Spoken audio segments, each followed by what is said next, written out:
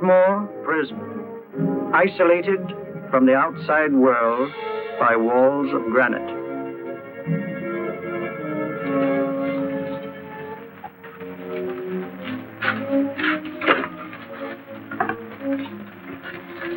They say you could get out of here by merely telling what you know. You may or may not be another Scotland Yard bloke. But I'll give you the same answer I gave the others. I still have 2 years, 8 months, and 6 days left in which to make musical boxes. That'll be sold at auction for the benefit of this delightful sanctuary. And I intend to serve them.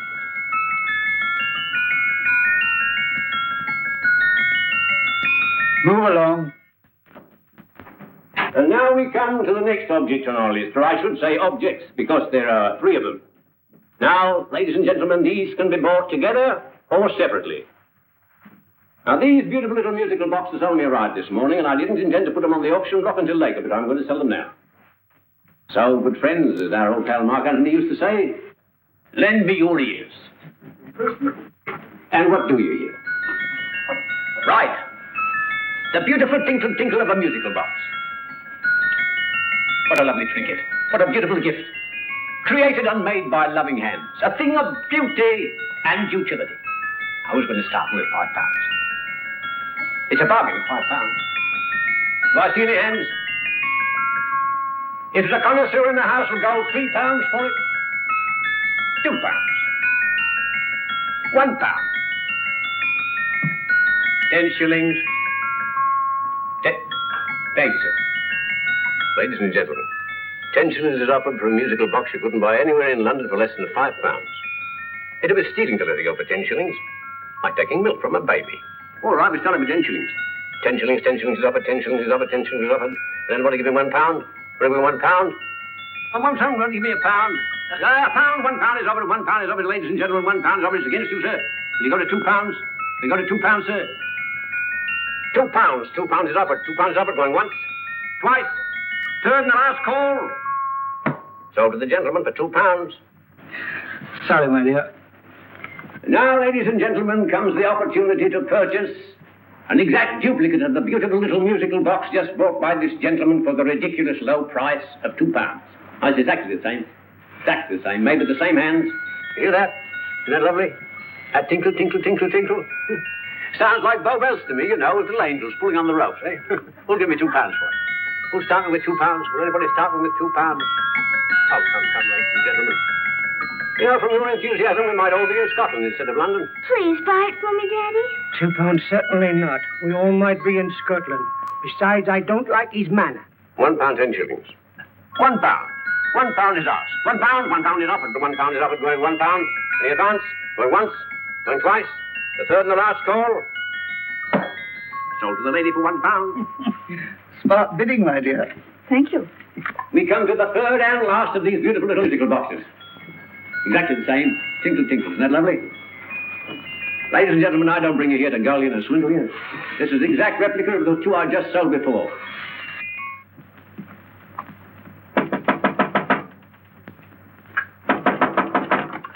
We're closed. But this is extremely important. Come in, sir, come in. I'm sorry to disturb you, but I was unfortunately delayed from arriving in time to bid on certain articles which I was rather anxious to obtain. Oh, perhaps they weren't sold, sir. We are carrying several things over. What might the articles be, sir? 3 identical musical boxes, about so large. Oh, I'm sorry, sir, but they were sold. Pity you weren't here to bid on them. They didn't bring anything like the real value. I'm most anxious to obtain them. I wonder if your records would show who the purchasers were. Oh, we don't usually give out that information, sir. For certain, shall we say, sentimental reasons, I'm most anxious to get in touch with the purchasers. I'd be willing to pay, shall we say, £5. Well, for certain sentimental reasons, sir, we'd be very happy to oblige. Alfred, today's sale. The 3 musical boxes. Musical boxes, oh. Ah, here we are. The first purchase for £2 from Mr. Julian Emery, 52 Portman Square. Write these addresses down, Alfred. Yes, sir. Second didn't leave any name. Oh, how unfortunate. I think she's a dealer. You see, they don't like us to know where the things are going. On account of the profits. You say the second purchaser was a woman. Can you give me a description of her? Oh, she was a young woman. Fairly tall, slender. She had a light complexion and dark hair, and she was wearing a grey suit, don't you remember? That's right. She probably runs a gift shop. She paid £1. You say she comes here fairly frequently? No, I didn't say so. But she does, sir. Like as not, she'll come in on Thursday. We have sales on Mondays and Thursdays. Oh. And the third box? The third? Oh, Mr. William Kilgore, 143B Hampton Way. For 10 shillings. Quite a drop from £2. Mr. Kilgore was a Scotchman. Oh. Well, thank you. You've been most helpful. Oh, thank you, sir. And any time you're passing, dropping, we always have lovely things for sale. Our card, sir? Thank you. I'll be back Thursday.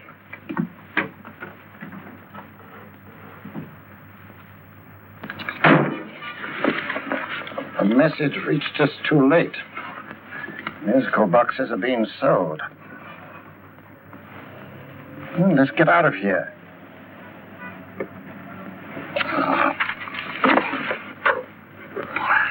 Someday you'll go too far.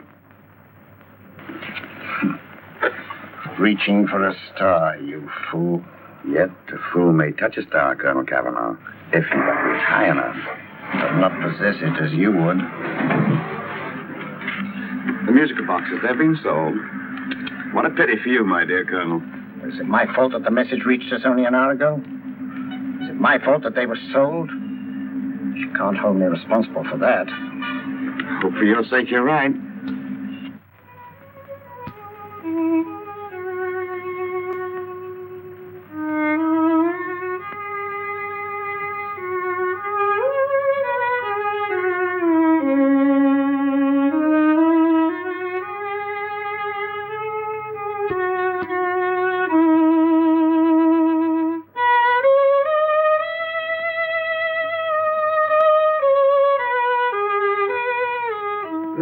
Upon you tonight at 7:45, a gentleman who desires to consult you upon a matter of the very deepest moment. Remember that letter, Holmes? It was written over 2 years ago. An interesting case. Devilishly interesting. Irene Adler. What a striking-looking woman from the brief glance I had of her. Seems only yesterday. What charm. What poise. And what a mind.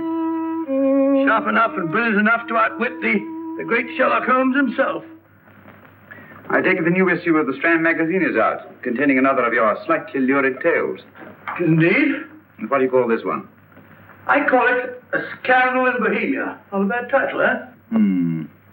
If you must record my exploits, I do wish you'd put less emphasis on the melodramatic and more on the intellectual issues involved. What do you mean by that? Well, I do hope you've given the woman a soul. She had one, you know. By the woman, I suppose you mean Irene Adler. Yes. I shall always remember her as the woman.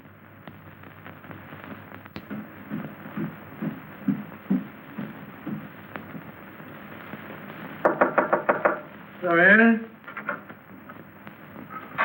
I think.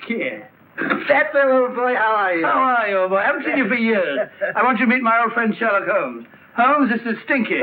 In other words, Julian Emery. How do you do, Mr. Emery? Watson has often spoken of you. Oh, has he? Yes, we were at school together. It's more years ago than I care to remember, but you didn't come in here just to remind me of that. No, I just happened to be in the neighborhood and saw your lights burning, so I took the liberty of looking you up. Still writing your mystery stuff? Yes, there's a new one out this week. Good, I never miss them. Oh, good, thanks. I say that bandage makes you look very interesting. Still poking your nose into other people's business as usual? Who hit you? I haven't the foggiest notion. Somebody knocked me on the head in my own living room, and then proceeded to commit the most idiotic burglary you ever heard of. Fellow must have been balmy as a coot. Balmy? Why? Come sit down, old boy. Would you like a cup of tea? Huh? Oh, all right. I'll go and tell Mrs. Hudson. Yeah. Why do you say the robbery was idiotic, Mr. Emery? Oh, simply from the fact that with about £5,000 worth of musical boxes in my living room, the thief, who I caught in the act, made off with one that isn't even worth £5. I gather you're a collector of musical boxes. Yes, I am indeed. Some of them very beautiful, but not the one that was stolen. The thief evidently grabbed the first thing that came to his hand when he heard me coming into the room. Still, it's rather odd, isn't it, that having disposed of you, he didn't pick up something more valuable. Mm-hmm. Was there anything unusual about the stolen box? No, nothing at all. I picked it up in the south of France, several years ago. You say you have many valuable music boxes. And yet the thief made off with one that isn't worth £5. Sounds like rather an intriguing little problem. Well, I take it that he was just an ordinary petty thief and didn't know the value. That is a possible explanation, and yet I venture to say that the average petty thief has a more extensive knowledge of the value of object d'art than the average collector. Well, anyway, that's Scotland Yard's theory. They didn't get very excited about it. That's consistent anyway. I wonder if I might see your collection, Mr. Emery. Oh, of course you could, yes. Nothing a collector likes more than showing off his trophies. When would it suit you? No time like the present. Good. My place is just round in Portman Square. Shall we? Yes, right. Hello? Where are you going? Stinky hasn't had his tea yet. Oh, I'm sorry. We're going round to my place, where I'm going to give you something better than tea. Now, this one was made for Louis XV, and is one of the very few still in existence from that period, and a particularly fine specimen at that. Charming, isn't it? Quite. It all sounded to me like a lot of mice running about on a tin roof. I'm afraid you have no ear for music, Watson. Give me a good old band playing a rousing march. You have all your silly little tweets.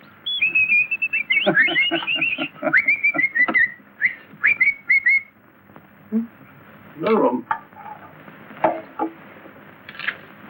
This is me.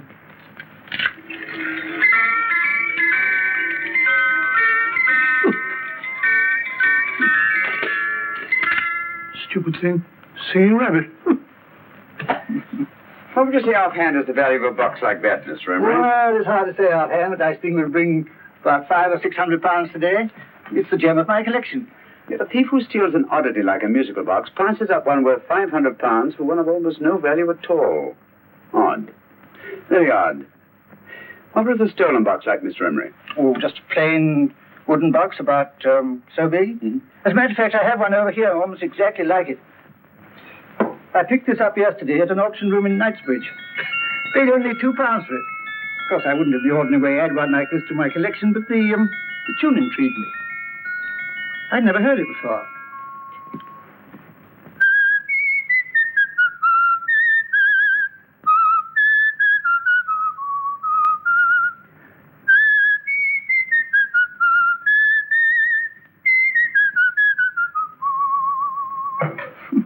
You have a remarkable ear for music, Holmes. Rather an unusual melody. Sit down, Will. Thanks.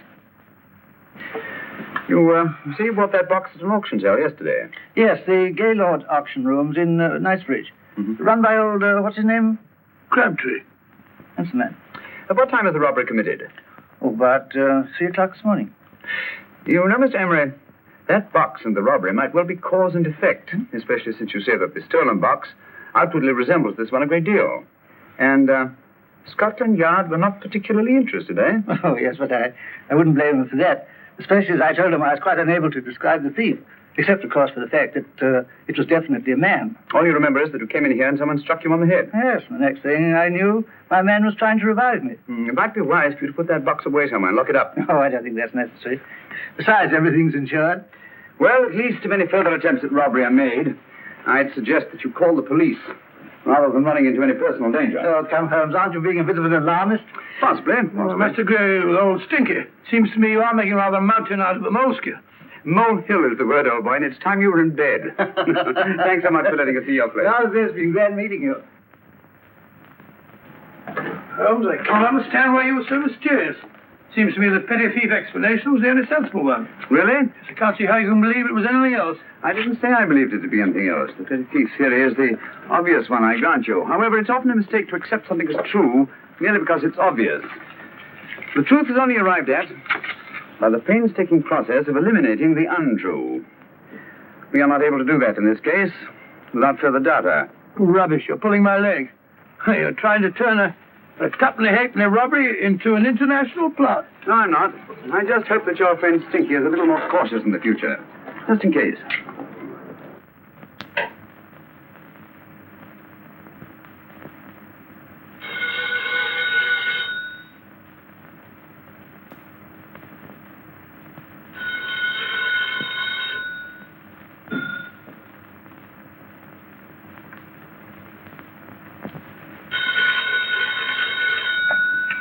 Hello?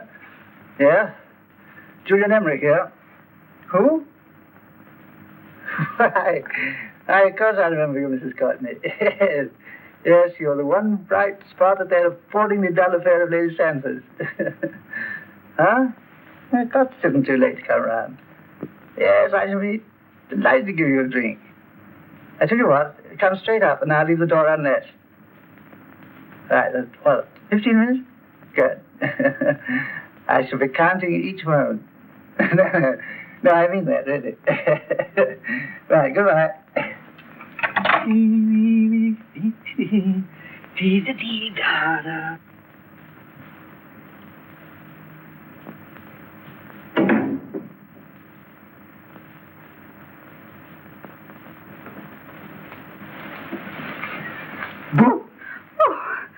He startled me. Did I? Yes.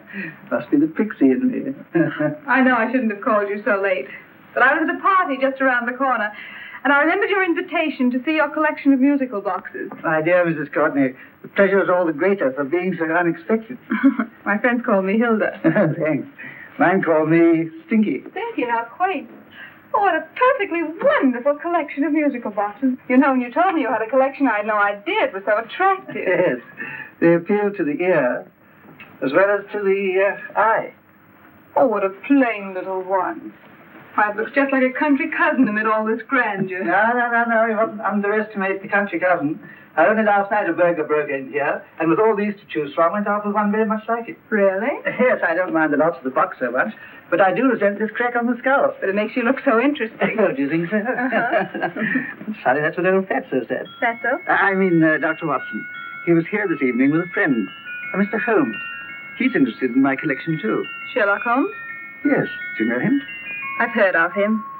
Yes, he seems to think I'm in some sort of danger. What a haunting tune. It takes me right back to my childhood. Really? You know, it's odd that you should be interested in that particular musical box. Odd? Why? Because Mr. Holmes is also interested in it. He may have been more interested in the tune than in the box. I guess, yes, that's right. I remember now. He whistled it note for note, having heard it only once. Really? He must be a remarkable man. Bit of an alarmist, if you ask me. Don't you believe in warnings? Of course not. Who'd want a box like that? I would.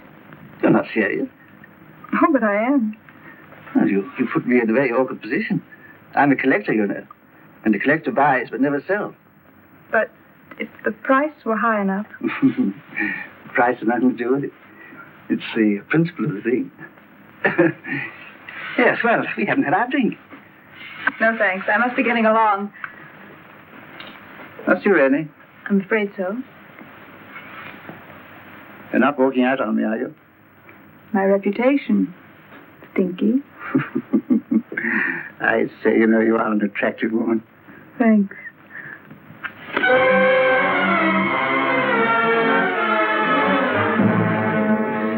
You fool. I told you to wait outside. What did you have to kill him for? All I had to do was walk out with it. He held you in his arms. Don't touch him. Don't touch anything. Now get out. I'm sorry. You're sorry. What about me? This is murder. What about Scotland Yard? What about Sherlock Holmes? Now get out!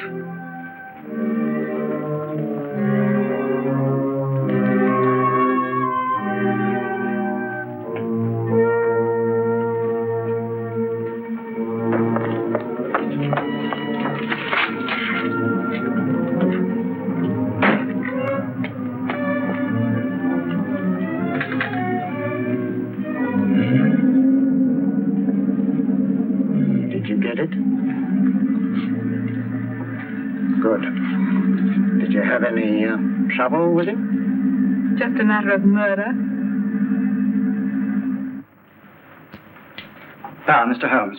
Hopkins. Thanks for coming so promptly. Inspector Lestrade suggested that I call through to you. Mr. Emery was a client of Mr. Holmes, Inspector. Indeed. You didn't mention that when I telephoned you, Mr. Holmes. Well, not exactly a client, Inspector. Sergeant Thompson? He was killed between the hours of 11 and 2 o'clock this morning, Mr. Holmes. Must have been someone he knew, someone of whom he had no suspicion. Poor old Stinky. It's all my fault. I should have prevented this. Well, there's no time to start talking about that now, Doctor. Apparently it's gone. That's the second attempt on the musical box that Emery bought at the auction sale. And this time it was successful. But that box was only worth £2. It was worth a man's life, Watson. I think we'd better pay a visit to Gaylord's auction room and that fellow Crabtree. Inspector, may I suggest that you make a complete search of this flat for a small, plain, musical box about that size? Thank you. Come on, Watson. You say the first box went to Mr. Julian Emery. The second to Mr. Kilgore, 143B Hampton Way. And the third to the unidentified young lady who presumably has a shop and lives near Golders Green. That's right, Mr. Holmes. Isn't it rather strange, Mr. Crabtree, that you used to have had 3 identical musical boxes all playing the same tune? Where'd they come from? Dartmoor prison. Dartmoor? Yeah, we get a regular shipment from there every month. The inmates manufacture them. Well, they make all kinds of things, pipe racks, waste paper baskets, musical boxes. Did you happen to notice if anyone showed any particular interest during the auction in the purchasers of these 3 boxes? Oh, come on, Mr. Crabtree. This is very literally a matter of life and death.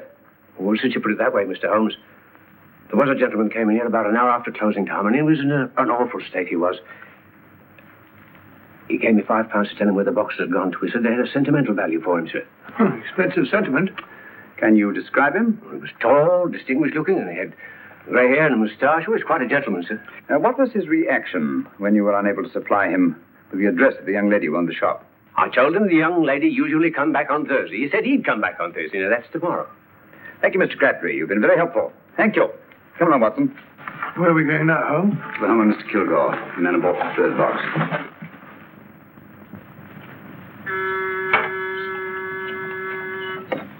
But hang it all, Holmes, how do you know those other 2 musical boxes are of any importance? I don't, but I certainly have no intention of waiting until the owners are murdered to find out.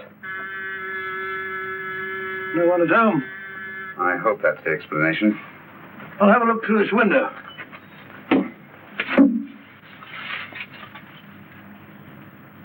Doesn't seem to be anyone there. The whole place seems deserted as far as I can see. Yes. Mr. and Mrs. Kilgore at home? No. When do you expect them? Oh, in an hour or so. There's no use your hanging about. They don't buy nothing from peddlers. Peddlers? My good woman, this is Mr. Sherlock Holmes. Sherlock Holmes? Oh, go on. Do you mind if we come in and wait? My business is rather urgent. Well, I've got to go out and do my shopping. And I don't know if Mrs. Kilgore'd like any strangers nosing about. Quite all right, I assure you. Well, I've got to be off. It's too late in the parlor. And no smoking either. Mrs. Kilgore says it smells up the house. Funny old girl, Holmes.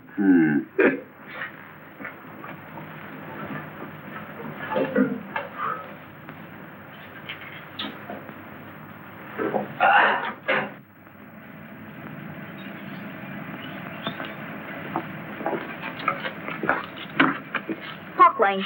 Park Lane? And what would the likes of you be doing in Park Lane? Now, don't worry about the fares, Ducky. If you know how to get to Park Lane, up it.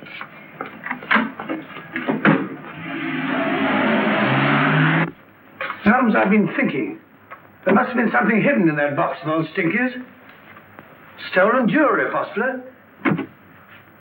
What's up, Holmes? Listen. What's just the steam in the water pipes?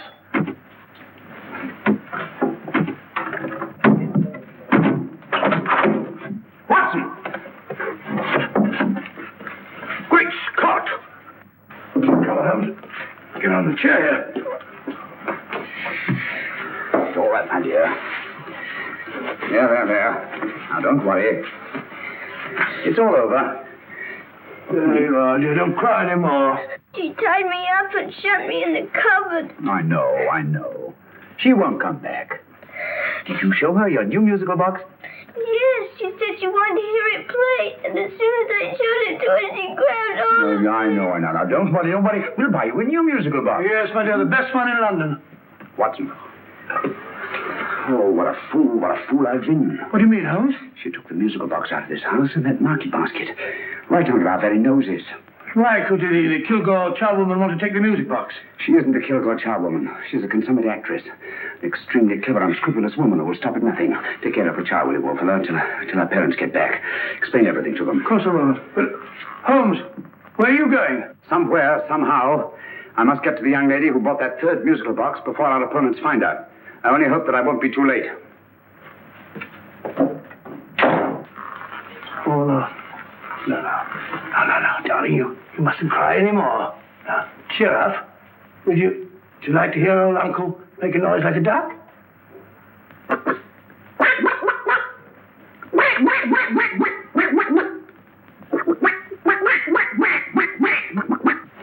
Oh, sorry.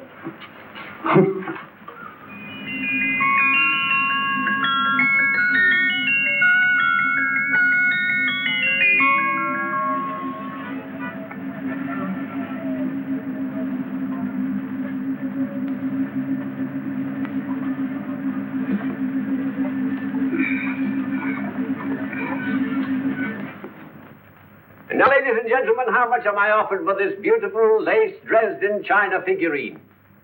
A lady of the French court. Now, this is the genuine article. What a beautiful ornament for your mantelpiece. Or you could use it as a centerpiece on the dining room table. Now, will somebody start me for £10? Will somebody start me for £10? £8?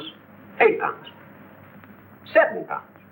All right, £5 is offered, £5 is offered, £5 is offered, £5.10, £5.15, £5.15. £6 is offered, £6, going once, going twice, the third and the last call will be all done. Sold to the lady from Twickenham for £6. Next, we have a real museum piece, ladies and gentlemen. A fine 19th century doll.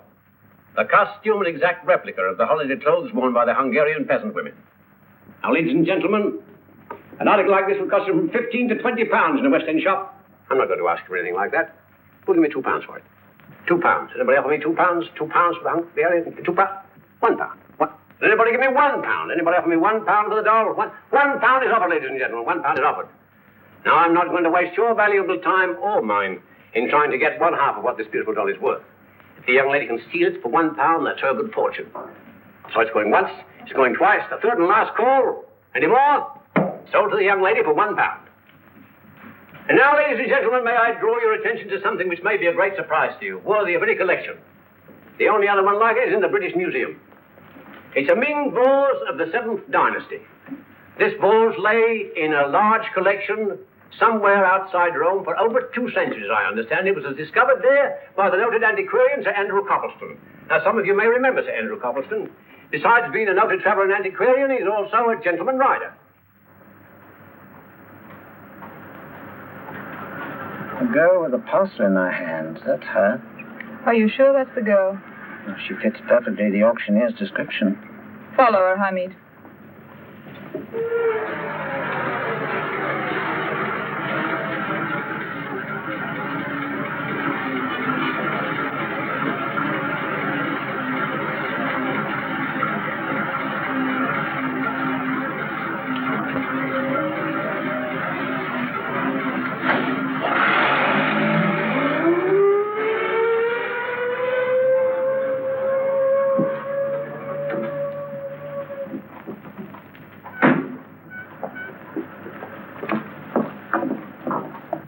Lovely, dear. And only £1. We can get at least 3 for it. Easily.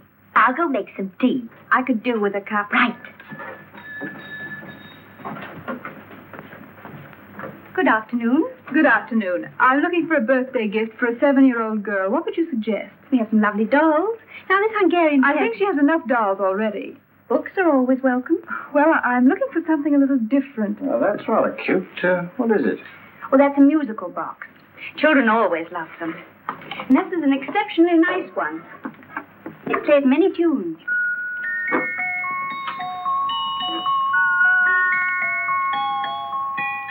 Have you any others? Yes.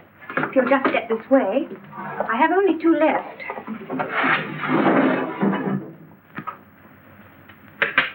How nice.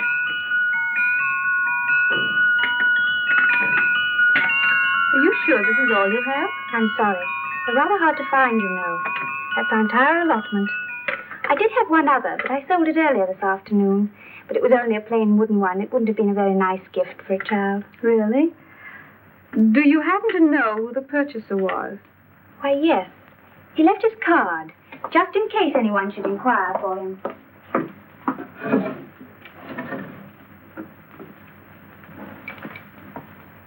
How interesting.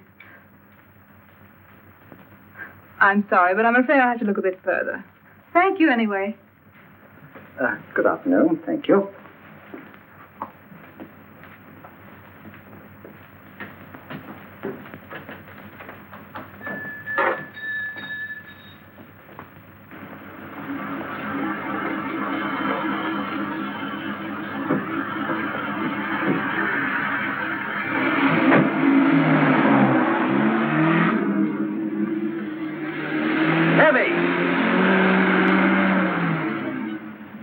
Follow that cab. Here, now, what?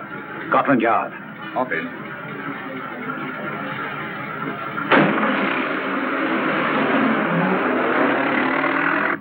Sherlock Holmes. I might have known. We thought we were the hunters, instead of which we're the hunted. We've been fools. We played right into his hands. Of course. He's had us followed. Don't look. The man in front of the toy shop. Hamid. Turn sharp right at the next corner and again at the next.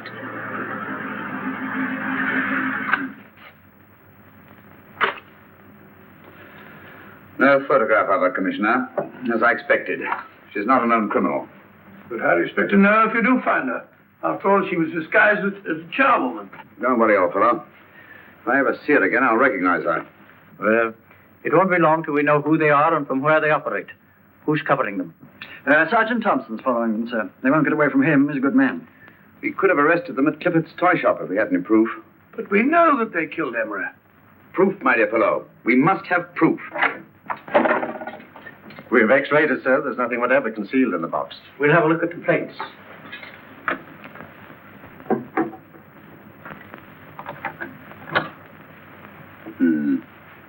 There must be some clue. And it's probably so obvious that we've all overlooked it. Seems to me we're up against a bunch of lunatics. Not lunatics, my dear fellow. Extremely astute, cold-blooded murderers. What can these little musical boxes have in them so important? Don't forget, they were made in Dartmoor prison.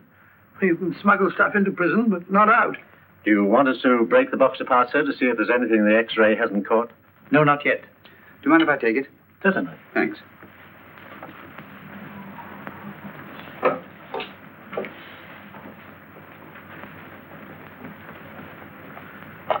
The governor of Dartmoor prison informed us, sir, in answer to Mr. Holmes' question, that all 3 musical boxes were made by the same convict, John Davidson, serving a 7-year term, sir. Davidson? The Bank of England plates. That'll be all. Yes, sir. Now we're getting somewhere. Wait a minute. How did you know about the plates, Mr. Holmes? I'm a student of crime, Inspector. I make it my business to know about such things. And when the name of Davidson was mentioned... Well, who is this fellow Davidson? As long as Mr. Holmes seems to know all about it already, I suppose there's no harm in telling you. 2 years ago in London, there occurred a robbery of such tremendous importance, although the stolen articles themselves have no intrinsic value whatsoever, that the Home Secretary was instrumental in seeing that not a word of it appeared in any newspaper. But you never told me anything about this, Holmes. You were away at the time. Articles of no intrinsic value and yet of such importance? I don't understand. Davidson was apprehended within 15 minutes of committing the theft. But by that time, he'd hidden the articles in question and they've yet to be found. Before going further, Dr. Watson, I must inform you that this matter's not to be mentioned outside of this room. Of course not. Do I look like a man who gossip? Let's not go into that now, old fellow, shall we? Davidson had been employed for years in a position of extreme trust by the engravings department of the Bank of England. The articles he stole were nothing less than a complete duplicate set of plates for printing £5 notes. What? The Bank of England's own plates? Precisely. And with those plates, a gang of crooks could flood England with £5 notes, not forged in the usual sense of the word, but notes undetectable from genuine Bank of England notes in any way whatsoever. Good heavens. Any whisper at all might have resulted in enormous damage in shaking public confidence in the Treasury. We tried everything after we arrested Davidson. Offered him a shorter sentence if he'd tell us where he'd hidden the plates. Why, we even put in Scotland Yard men with him as cellmates, but no results. Obviously, Davidson is a man of strong character and infinite patience. Yet suddenly he feels impelled to smuggle out the secret of the hiding place of the plates to his confederates. Why? I don't understand, Mr. Holmes. Well, for example, has the Bank of England made any plans to radically change the design of the £5 note so that in, say, 7 years from now, notes made from the stolen plates would be worthless? Confidentially, Mr. Holmes, such a move was discussed. But replacing all the £5 notes in circulation would be such a Herculean task that nothing's been done about it as yet. I see. Of course, there is another possible explanation. Davidson didn't have much time to find a hiding place before he was captured. He may be afraid that the plates will be accidentally discovered before he's released. Hence his anxiety to communicate their whereabouts to his confederates as soon as possible. I believe you've hit it, Mr. Holmes. I'm sure that the message is contained in this musical box. Or rather, in all three musical boxes, since possession of all three seems to be essential. Our opponents have 2/3 of the puzzle, we have 1/3. Well, what are you going to do, Holmes? Try to deduce the message from the 1/3 that we have.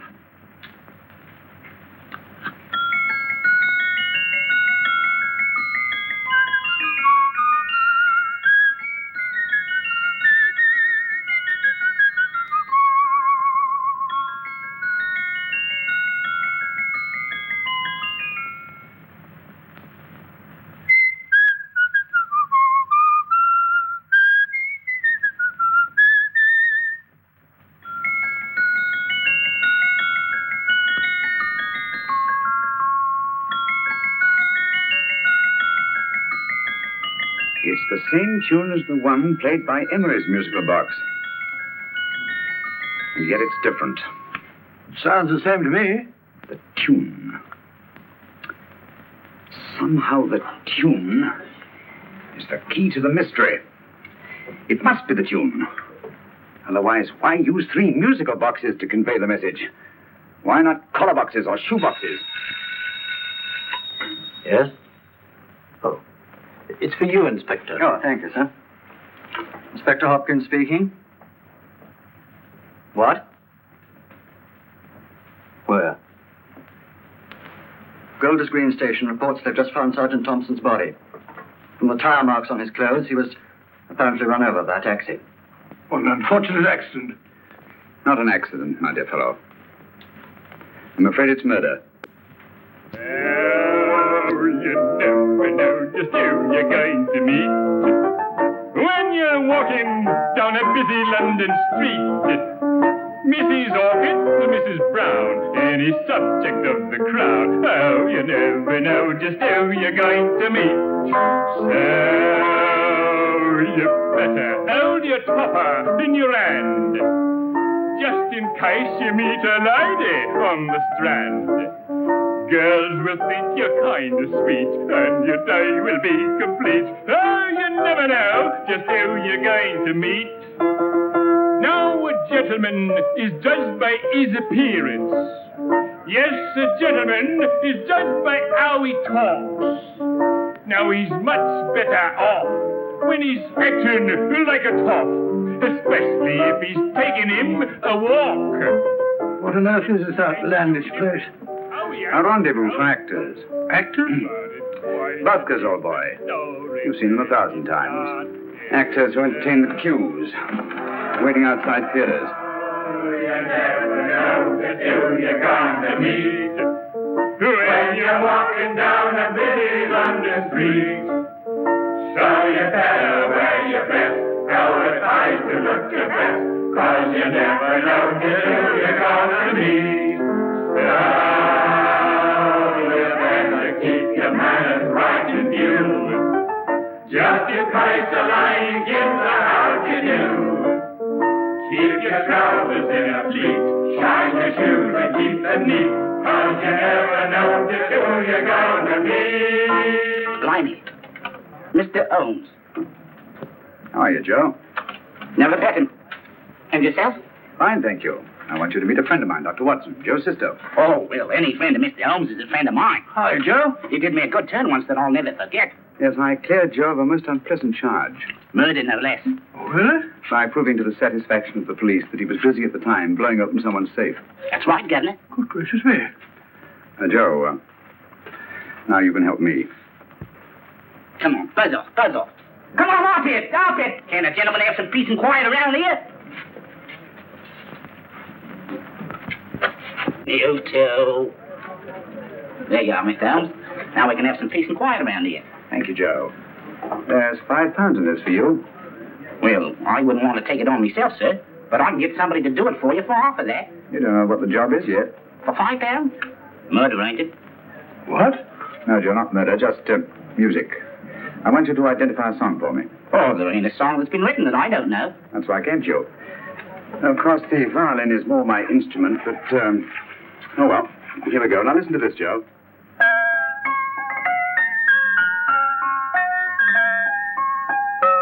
Wait a minute.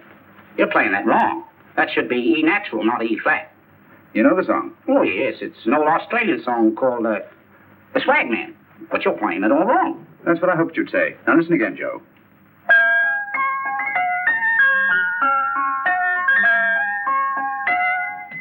That's the same tune, all right. But you're making different mistakes than you did the first time. No, not mistakes, Joe. Call them variations. Here, play the song for me, will you, the way it's written.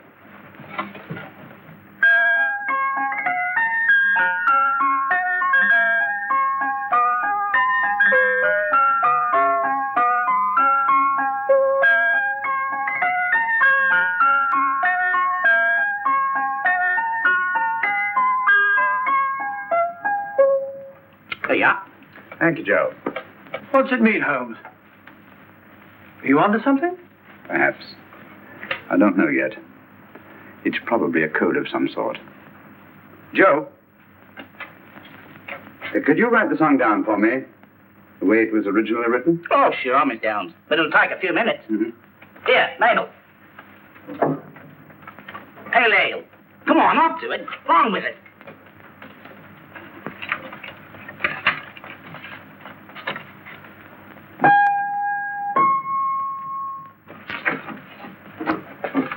Well, obviously it isn't the lyrics. No combination of those words made any sense at all. The variations in the way Emery's musical box played the tune are different from the variations in the one we have. You sure? Quite. You see, I took the trouble to memorize the tune as played by Emery's box that night we were with him in his flat. Holmes, you amaze me. Elementary, my dear fellow. One of the first principles in solving crime is never to disregard anything, no matter how trivial. But why are 3 boxes? Why not 1? Because the message was obviously too long to be conveyed by any one variation. Then there's the 3rd box, the one that woman took from the Kilgores. That contains yet another set of variations. Yes, well, it's all beyond me. Well, all we have to do now is to find the secret of the variations. Not a very easy problem to solve, my dear fellow. Hello. What's up? We've had company.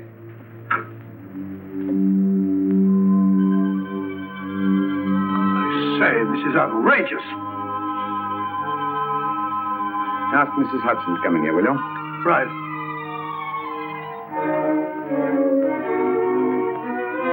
Mrs. Hudson? Yes? Oh, there you are. Will you come up here at once, please? Oh, coming, sir.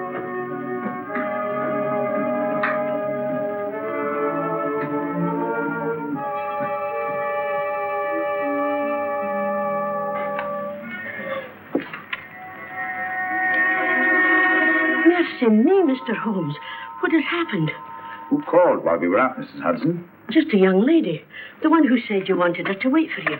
And a nice-looking old gentleman with Our her. friends again, Watson. Friends? What did the young lady look like? Oh, I couldn't see her face. She had a heavy black veil on. But she had such a nice way with her. Oh, I'm sorry, Mr. Holmes, if I've done anything wrong. But you did say I should always let clients come in and wait for you. Don't worry, Mrs. Hudson, don't worry. You had no way of knowing. It's quite all right, quite all right. Now, don't worry, Mrs. Hudson. Don't worry. Well, where on earth's the musical box? They didn't get it. Didn't get it?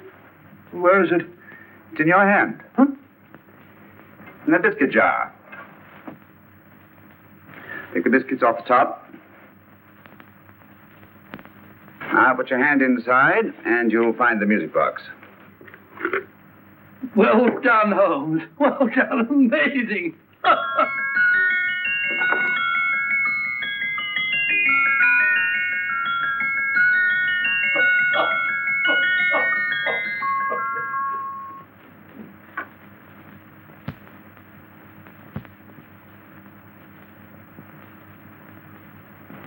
Whew. Nice fresh smell. Like a pub after closing time.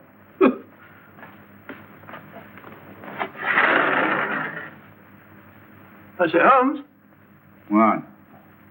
it's morning. Allow me to congratulate you on a brilliant bit of deduction.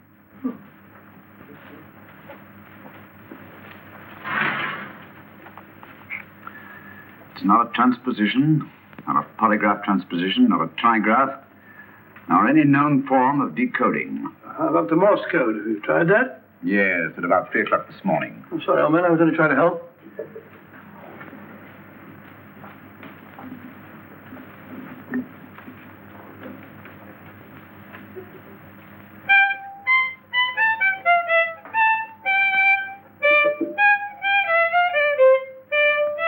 Oh, do me a favor. Not again. Must have heard that thing 1,000 times.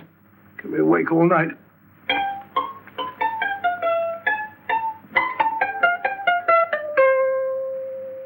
Not a very distinguished composition, I grant you.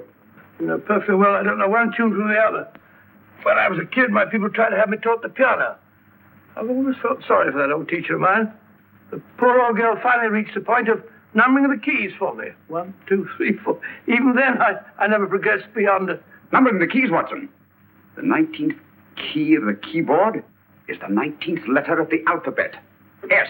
Here. Write it down when I give it to you, old fellow, will you? The first alternate note. Write S first. Now, the 8th key is H. The 5th key, E. The 12th key, L. The 6th key, F. S-H-E-L-F. Shelf. Your piano lessons were not in vain, old fellow. You've solved it. Thank you. Thanks, old man. Hold it. We now have 2/3 of the message. Behind books, third shelf, secretary, Dr. S. Presumably, these are the first and second portions of the message. And this gang has the first and third parts of it. Precisely. Then it's a stalemate? Yes, Commissioner, but we can't leave it like that.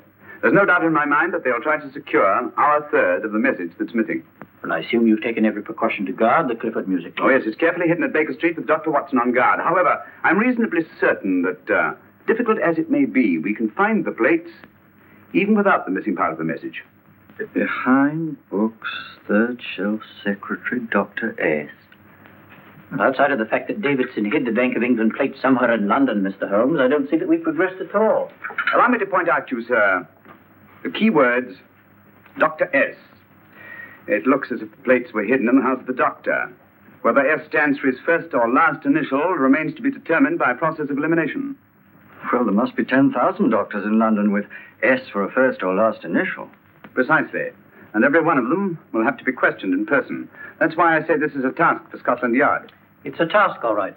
But Scotland Yard has searched worse haystacks and found the needle. Well, for the time being, I'll leave the matter in your hands, gentlemen. We'll call you if and when we get a lead on our mysterious Dr. S. In the meantime, I intend to follow up a little clue concerning a cigarette.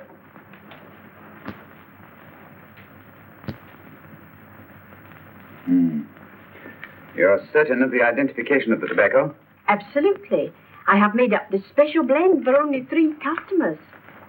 It is almost pure Egyptian, with admixture of latakia for added body, and a pinch of perique.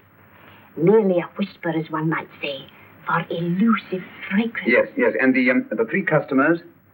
Major Wilson in Bombay, India. Mrs. Catherine Leamington Smith in Ireland. Yes, and the 3rd?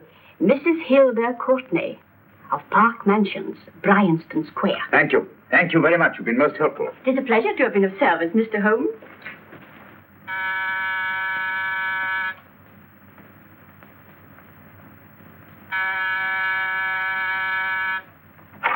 Yes? Mrs. Courtney? Yes. My name is Sherlock Holmes. Oh, do come in. Thank you. I've heard of you, of course, Mr. Holmes. I believe we have a mutual friend in Sir Edward Brookdale. He's spoken to me of you quite often. Indeed. And to what good fortune am I indebted for this visit? I think you know Mrs. Courtney. Well, I did get a summons for stealing last week. But outside of that, I don't think I'm of any interest to the police. Oh, come now, Mrs. Courtney. You seem to forget that you and I have met before. I'm sorry. I'm sure I would have remembered meeting the great Sherlock Holmes. Please sit down. Thank you. You say we met before? Yes. At the home of Mr. and Mrs. Kilgore, 143B Hampton Road. Kilgore? I don't think I know anyone of that name. Well, I didn't say you knew them. As a matter of fact, you called on them when they were out. I don't understand, Mr. Holmes. Really? And you were dressed rather differently. Indeed. Cigarette? Thank you.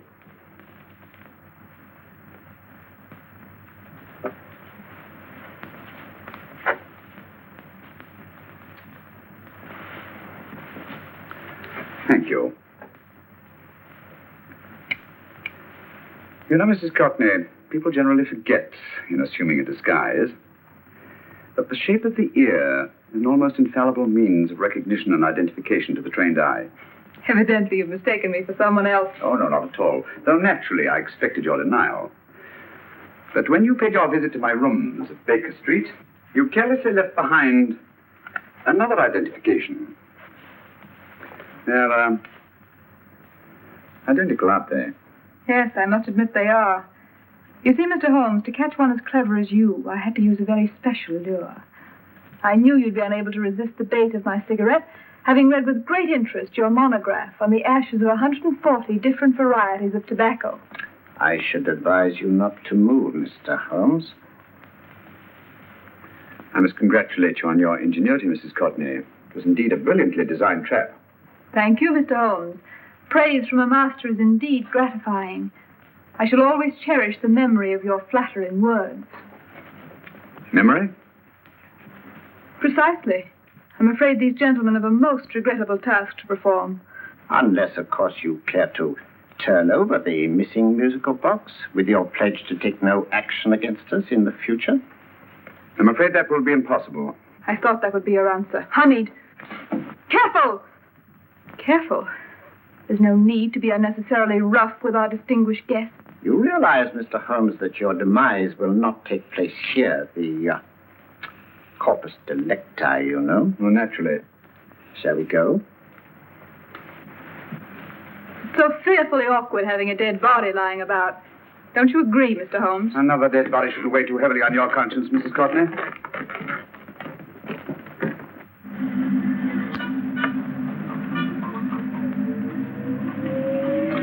You mind if I have a cigarette? Don't see why not.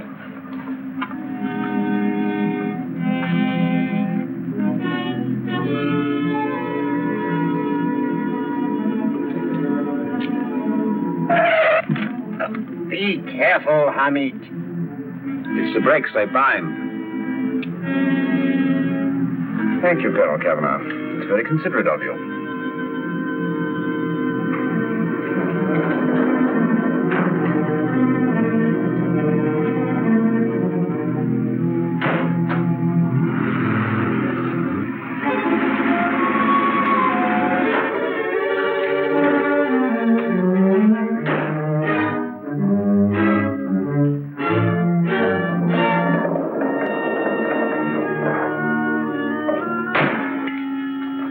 You'll be happy to know, Mr. Holmes, that your death will be a painless one. Hamid, attach this to the motor of the taxi. That little attachment, my dear Mr. Holmes, contains the deadly fluid known as monosulfide. The Germans use it with gratifying results in removing their undesirables. Start the motor.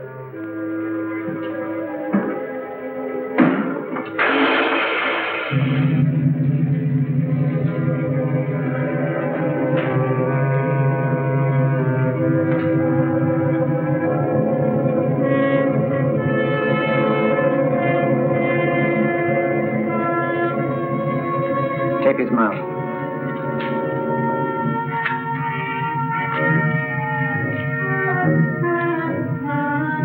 Now, up with him, Hamid.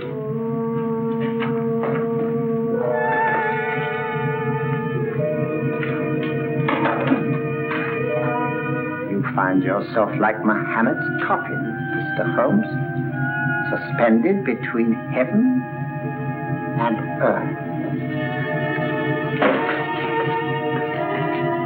Plenty of fuel in the tank? Good. It would be too bad to have anything go wrong through so simple an oversight.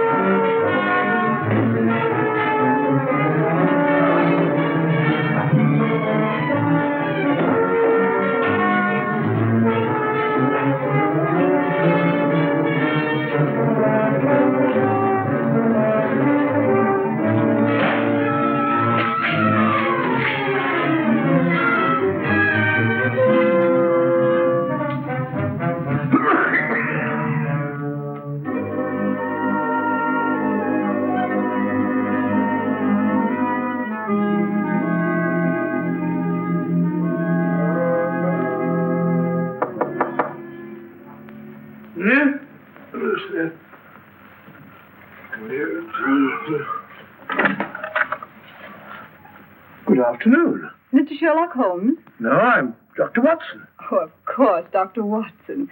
How stupid of me. Oh, sure. This is stupid of me. Won't you come in? Well, I really came to see Mr. Holmes. Oh, I'm afraid he's out. I don't know when he'll be back. Perhaps there's something I can do. Won't you sit down? Thank you. You know, Sherlock Holmes and I have been engaged on a great many cases. Oh, really? Yes, indeed.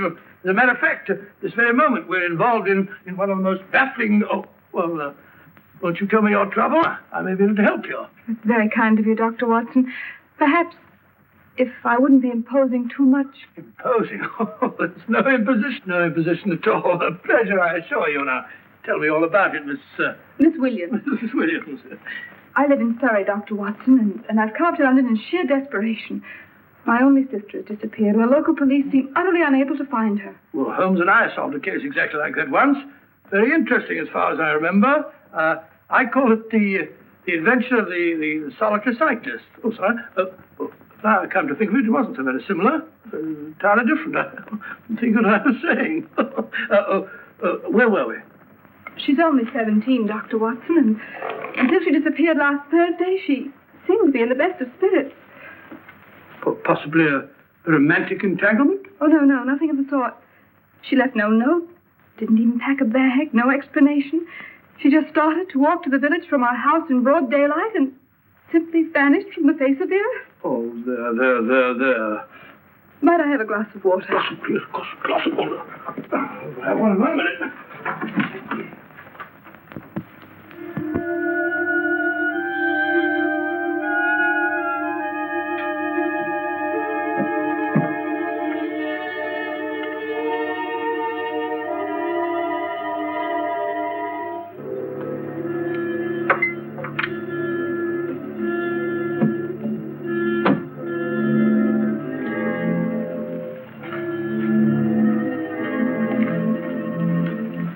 There you are, my dear. Thank you, Dr. Watson. No, you're not to cry anymore. You must pull yourself together. Oh, I feel much better already knowing that you're going to help me. Oh, Dr. Watson, look! Good heavens! Get through the fire brigade, quickly! Haven't you a fire extinguisher? By George, we have in the kitchen.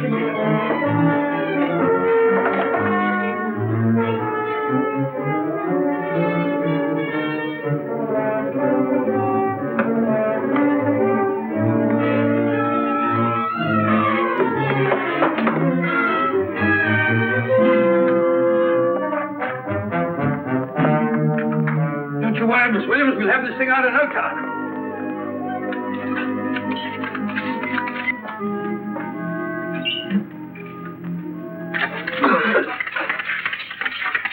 That's got it. Get to bear. Well, you see, there was no need for the fire brigade after all. I hope you weren't too frightened, Miss Williams. Gone. That's the trouble with women. They always lose their heads in an emergency. Well... a musical box.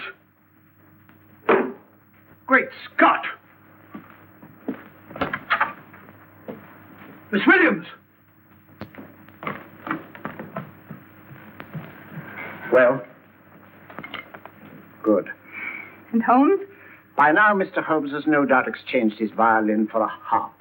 Always assuming that heaven is his destination. And now that we have the missing musical box.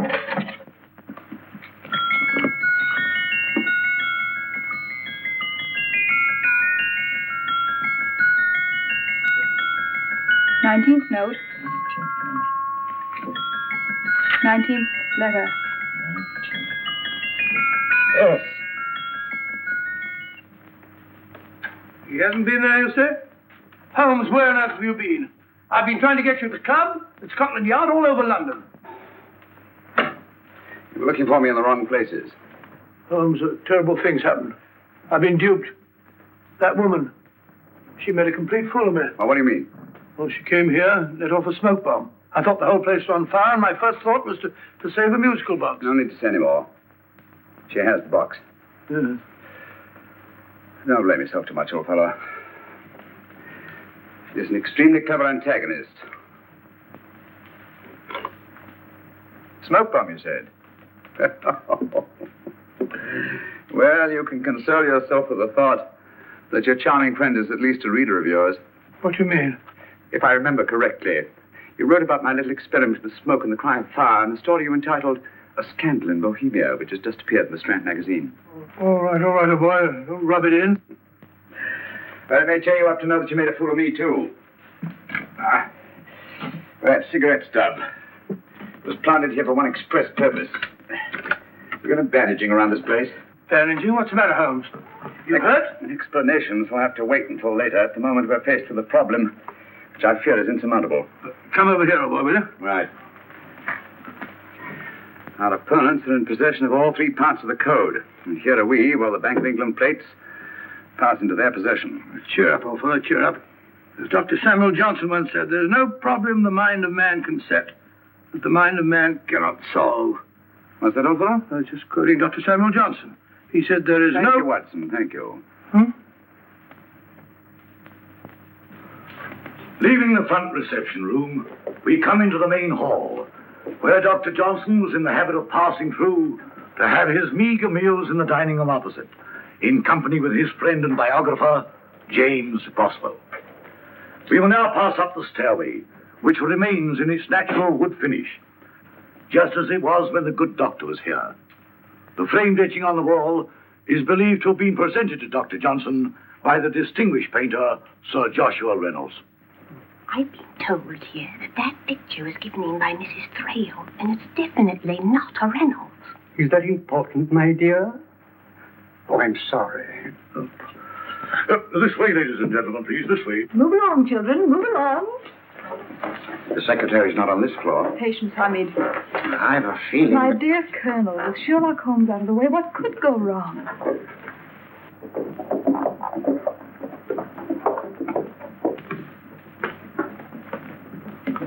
And here we have the Garrett Library, in which Dr. Johnson wrote his famous dictionary, and in which you will see also many of the great man's books and other items of interest.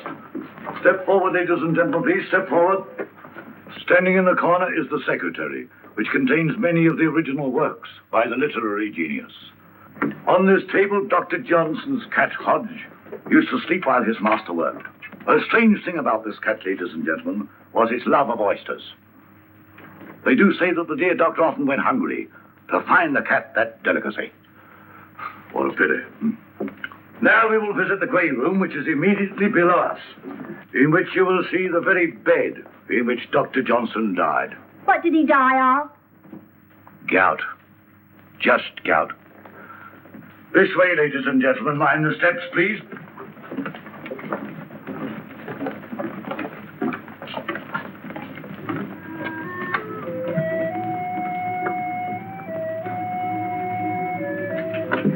Your keys.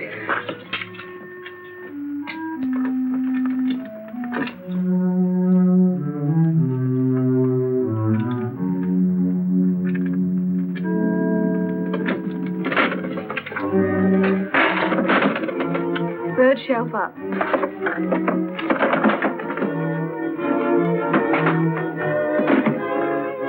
The knife.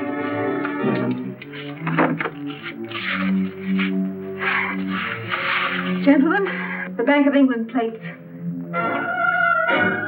Well, Mrs. Courtney, so we meet again. No, I shouldn't do that if I were you, Colonel Kavanagh. I must congratulate you, Mr. Holmes. You're far more clever than I thought. Thank you, Mrs. Courtney. Praise from you is indeed gratifying. I shall always cherish the memory of your flattering words. Memory? Oh, thank you. And now I have a most regrettable task to perform.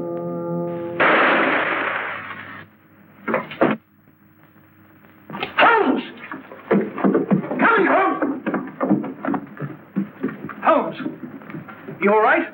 Perfectly, thank you, old fellow, but I think this gentleman on the floor requires some medical attention. We must see that he looks his best, you know, when he's hanged. Take them in charge.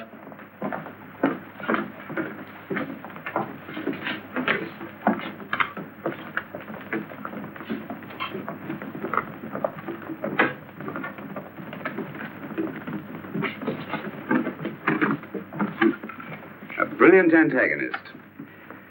It's a pity her talents were so misdirected. Will you see that these plates are returned to the Bank of England, Inspector? I still don't understand how you solved it, Mr. Holmes. It's entirely due to Dr. Watson. He gave me the clue when he mentioned Dr. Samuel Johnson. Well, congratulations, Doctor. Oh, thank you, Inspector. I don't think I'd have done it entirely without Mr. Holmes' help, you know.